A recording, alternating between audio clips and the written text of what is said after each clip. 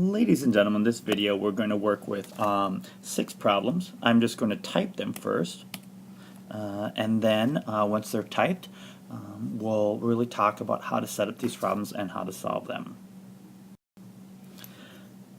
Alright, ladies and gentlemen, these are the 6 problems we are going to work with. Now, I just wrote them right away, so you can either A, pause the video and copy the problems, or each time we go to solve a problem, I'm going to write the problem so we are actually able to do the math. So you can either do them all right now, or you can do them all as we go through. Let's choose a different color other than red, or let's choose green. We haven't used green in a while. Now, our first problem is 0.73 hundredths plus 8/10. So one of the things when we line up the problems and we go to set them up, it's tough to line them up visually this way. I mean, I can do it, you can probably do it, it takes time, but it does take time to get used to. And probably when we're starting, we probably shouldn't start adding that way. So what we need to do is we need to line them up. We need to set them up. Now, remember how we talked about that in that video the other day, how 1 was kind of that pivot point?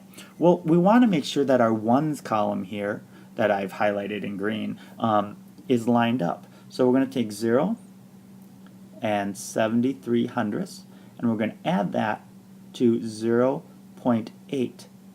Now, notice my tenths column are lined up. Our decimal points are lined up. So if you make sure your decimal points are lined up and then each one is lined up aside from that, you're going to be okay. But it's very important that you line up your decimal points. Now we can just add. Now there's nothing in this column here, so if I want, I can add a 0. Remember, we can add zeros to any number after the decimal point, and it's not going to change anything. 3 plus 0 is 3. 7 plus 8 is 5. Carry the 1. 1 plus 0 plus 0. Now I'm going to make sure to remember to bring the decimal point down. So our answer is 1 and 53 hundredths. And I've determined green is a horrible color to do math problems in. Not because it's bad, but it's difficult to see. Now our next problem here is 0.8, okay, less 0.73. Now, ladies and gentlemen, this is one of those problems that we've seen before in mathematics and subtraction, where we go to subtract and there's nothing here. Well, we fill that with the 0. Now 0 minus 3 we can't do, so we got to go to our neighbor, and I always say borrow some sugar. Borrow a cup of sugar. 8 becomes 7.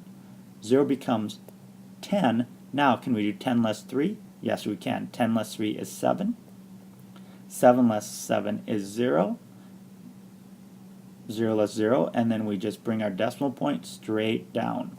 So this 8/10 less 73 hundredths is 7 hundredths. Okay, let's look at our next problem here. We have 61 thousandths plus 0.09. Again, look how I lined up. Look how we lined up our decimal points. Now we are ready to do our math. Nothing here, so I can fill it with the 0. 1 plus 0 is 1. 6 plus 9 is 15. Write down my 5. Carry the 1. 1 plus 0 plus 0 is 1.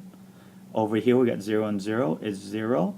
And then I just bring my decimal point straight down.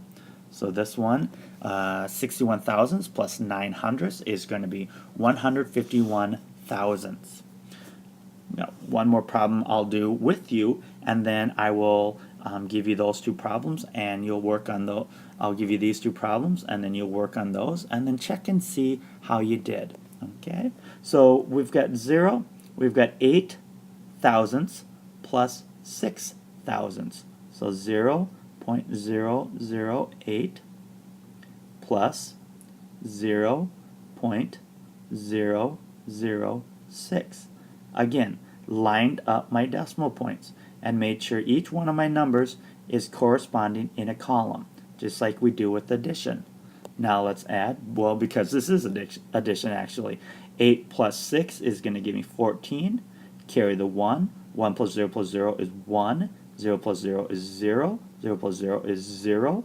and then I put my, just bring my decimal point straight down.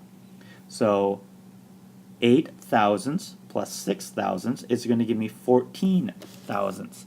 All right, ladies and gentlemen, I want you to do problems.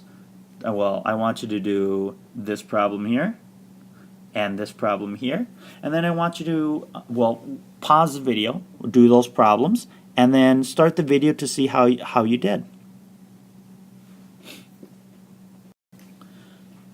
Now, hopefully you took your time and went and solved these problems.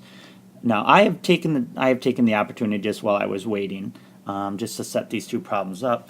Again, notice how my decimal point lines up, my tenths column, hundredths column, thousands column. Now, technically, there's not a thousands column, so if I want, I can just fill that in with the 0. Now, I'm adding, so I just add my columns. 8 plus 0 is 8. 6 plus 0 is 6. 0 plus 0 is 0. 0 plus 0 is 0. And then I bring my decimal point right there. Now, this problem here is a little bit more tricky because it's subtraction. And because we have a whole bunch of spaces here that we have to fill. Well, what do we fill them with? Let's fill them with zeros. Now, I cannot physically do 0 minus 8. It's not going to work. So I have to go to my neighbor and borrow some sugar. Unfortunately, my neighbor doesn't have any sugar. So I have to go to he goes to his next door neighbor, borrows 10. 6 becomes 5. Now this 0 becomes 10. Now this becomes 9, and I can transfer 1 over. Now, ladies and gentlemen, I am ready to subtract. 10 less 8 is 2. 9 less 0 is 0. 5 less 0 is 5. 0 less 0 is 0. And then I just make sure I bring my decimal point down right away. Now, ladies and gentlemen, one of the things that you can do, okay, so we don't end up forgetting these, is that you can bring your decimal point right away. You can drop it right away, just so you don't forget about it. Because there are many times when I was in school that I would do these problems, and I would do everything right. Everything was perfect except for one thing. And that one thing was a huge difference, because I could get an answer of 502 without the decimal point, or 502 thousandths, and it's a huge difference. So whatever you do, whether you bring it down right away or you bring it down last like I do, make sure you bring down the decimal point.